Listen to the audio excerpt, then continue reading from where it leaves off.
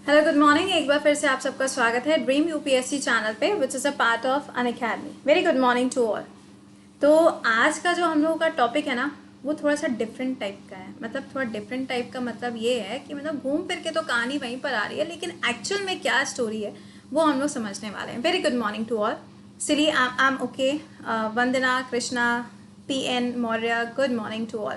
अच्छा, क्लास को शुरू करने से पहले एक सबसे इम्पॉर्टेंट काम वो क्या होता है, एक बार से लिंक को अपने फ्रेंड्स के साथ में शेयर कर दीजिए। एंड अगर चैनल पे आप पहली बार आते हैं then do subscribe the channel and like the session so that जब आप नेक्स्ट बार चैनल पे आओ तो आपको प्रॉपर नोटिफिकेशन भी मिलता रहेगा उसका। ठीक है।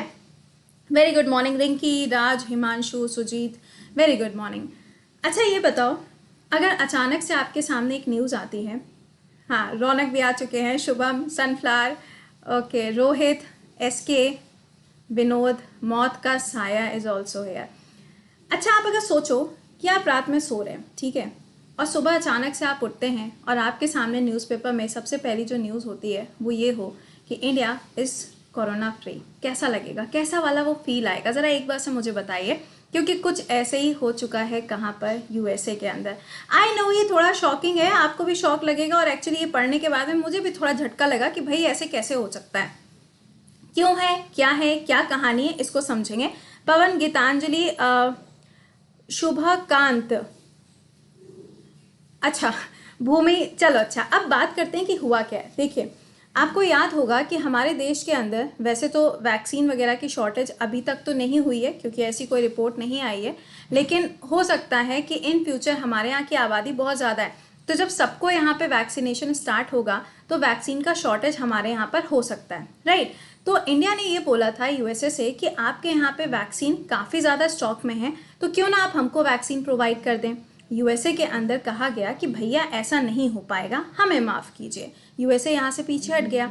उसके बाद में क्या हुआ, इंडिया के अंदर ऑक्सीजन सिलेंडर्स की जो कमी थी वो धीरे धीरे करके हर एक स्टेट के अंदर बढ़ती चली गई, लेकिन एक ऐसा स्टेट था जहाँ पर ये सरप्लस मात्रा में था, और वो स्टेट कौन सा था? That was Kerala.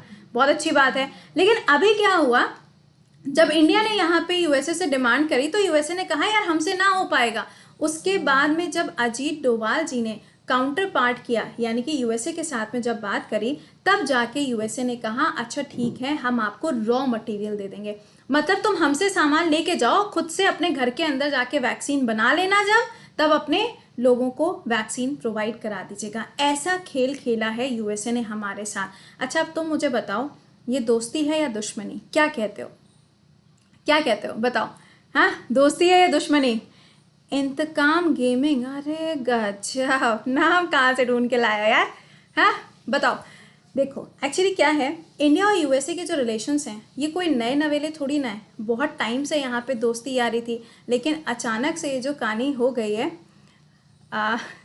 Okay Saurabh please take care, ठीक है। अचानक से ये जो कहानी हो गई इसमें बहुत बड़ा ट्विस्ट आ गया है। ट्विस्ट कहाँ पर आया है ये देखिए, vaccinated people doesn't need to wear mask outside except in the crowded area. अब इस न्यूज़ को बहुत ही कायदे से सुनिएगा कि हुआ कैसे, देखिएगा। इसमें ये कहा बोला गया है कि अमेरिका के अंदर जितने भी ऐसे लोग हैं जिनको वैक्सीनेशन प्रोग्राम के अंदर वैक्सीन लगाया जा चुका है, अब उन लोगों को किसी भी जगह पे जाने के समय पर मास्क पहनने की बिल्कुल भी ज़रूरत नहीं है। तो कहाँ कहाँ पे ये लोग जा सकते हैं बिना मास्क पहने, ज़रा उस बात को समझिएगा। इन्होंने कहा है कि अगर आप जिम जाते हैं आप जा सकते हैं, आप वॉक पे जा रहे हो, आप लॉन्ग ड्राइव पे जा रहे हो, आप किसी भी जगह पे जा रहे हो, कहीं घूमने जा रहे हो, किसी भी जगह पे जा रहे हो, तो आप क्या कर सकते हो यार, बिना किसी मास्क के आप जा सकते हैं। यार ऐसे कैसे हो गया? अच्छा, दूसरा पॉइंट समझिए, ये कहा किसने है? तो यूएसए के अंदर आपको एक सेंटर देखने को मिलता है, सेंटर फॉर डिजीज कंट्रोल। क्या है? Centre for disease control and prevention. इनके द्वारा ये बोला गया है कि अब वो लोग जिनको वैक्सीनेट किया जा चुका है दे आर फुली अलाउड कि अब उनको मास्क नहीं लगाना है। लेकिन इसमें एक और क्लॉज जोड़ दिया गया है, वो भी सुनिएगा। कहा गया है, हाँ इसे कहते हैं कॉन्फिडेंस, हमको भी यही लग रहा है कि सिर्फ एक कॉन्फिडेंस है और कुछ नहीं है।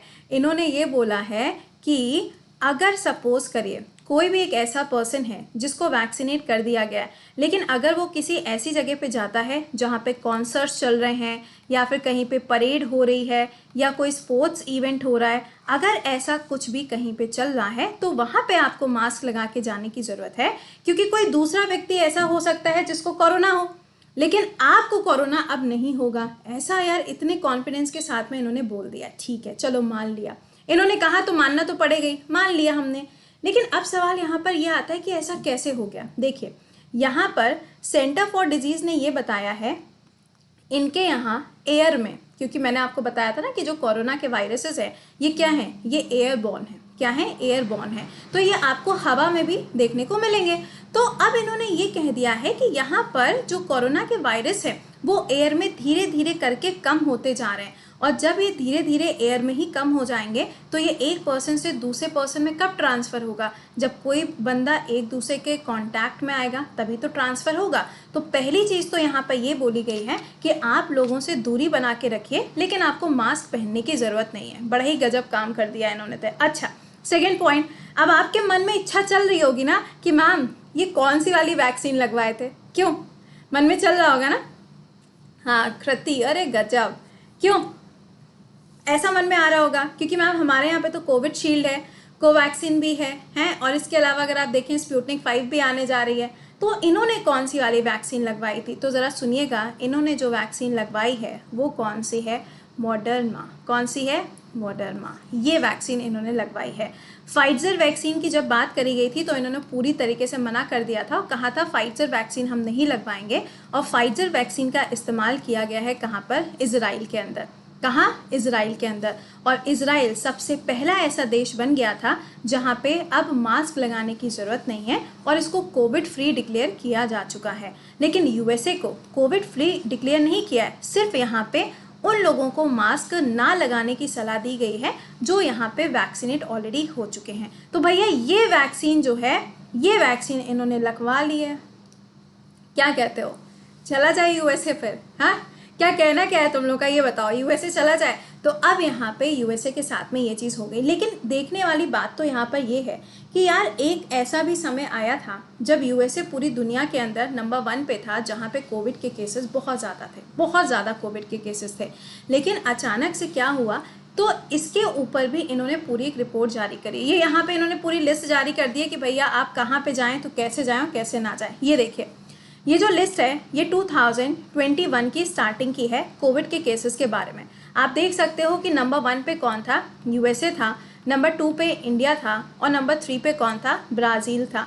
लेकिन इससे पहले भी अगर आप रिपोर्ट की बात करेंगे तो सबसे पहले कौन हुआ करता था? यूएसए था, उसके बाद में ब्राज़ील था और उसके बाद में इंडिया आया करता था। लेकिन अचानक से यहाँ पे जो इनका वैक्सीनेशन प्रोग्राम चला है, उस वैक्सीनेशन प्रोग्राम के बाद में इन्होंने तो भैया सबको पीछे छोड़ दिया और अब कह दिया है कि वी आर कोरोना फ्री, यानी कि जो वैक्सीनेटेड पर्सन है वो क्या हो गया है? कोरोना फ्री हो गया है। ठीक है, तो ये तो चलो बात हो गई यूएसए के बारे में। अब सवाल यहाँ पर ये है कि इंडिया को क्या करना चाहिए? बताओ, आपके हिसाब से क्या बात है? इंडिया को क्या करना चाहिए, तुम बताओ। What should be the step of India? India को तो कोई ना कोई काम करना पड़ेगा ना, ऐसे तो काम चल नहीं पाएगा। तो बेटा चाइना के बारे में तो कुछ आ ही नहीं रहा है, सबसे बड़ी बात तो यही है। चाइना के बारे में तो कोई रिपोर्ट ही नहीं आ रही है। चाइना को तो कहा जा रहा है भैया इनकी जीडीपी 18% रहेगी। ऐसा कैसे पॉसिबल है कि एक ऐसी कंट्री जिसको हमने इतना ब्लेम किया था कि चाइना से ही कोरोना की शुरुआत हुई है और अब यहाँ पर आपको एक भी केस देखने को नहीं मिल रहा है? तो ये तो एक बहुत ही बड़ा सवाल है। हो सकता है यूपीएससी इसके ऊपर आपसे सवाल पूछ ले, है ना? तो ये आप समझ सकते हैं कि चाइना के अंदर तो ये हालात चल रहे हैं, लेकिन इंडिया क्या कर सकता है, अब हम उसके बारे में बात करेंगे। देखिए, इंडिया के पास में आपको पता है कि चीज़ें तो बहुत सारी हैं, लेकिन पता है प्रॉब्लम क्या है? प्रॉब्लम है यहाँ पर हम भारत के लोग जब हम प्रियम्बल पढ़ते हैं ना, तो उसमें पहली लाइन क्या पढ़ते हैं? पहली लाइन लिखी होती है we the people of India. Actually हम ही लोग रिस्पॉन्सिबल नहीं हैं।